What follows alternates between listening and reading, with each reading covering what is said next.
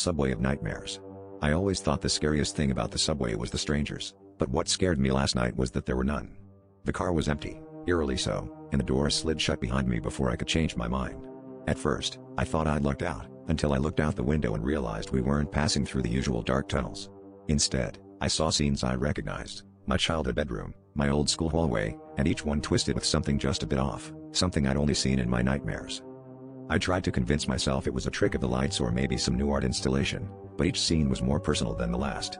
I pressed my face to the glass as the subway sped up, watching my worst memories play out: my dog vanishing from the backyard, the night my mother never came home, the moment I realized I was truly alone.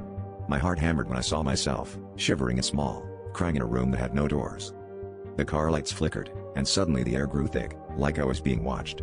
I tried to pull the emergency brake, but it wouldn't budge. The conductor's voice crackled over the speaker, but it wasn't a language I understood, just guttural whispers, promising comfort if I'd just let go and stay. I turned to the doors, desperate to pry them open, but the windows now showed nothing but endless quarters of my own fears, looping and multiplying.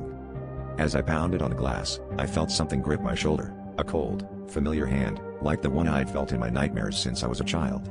The train slowed, but there was no station, only darkness and my own reflection, eyes wide with terror.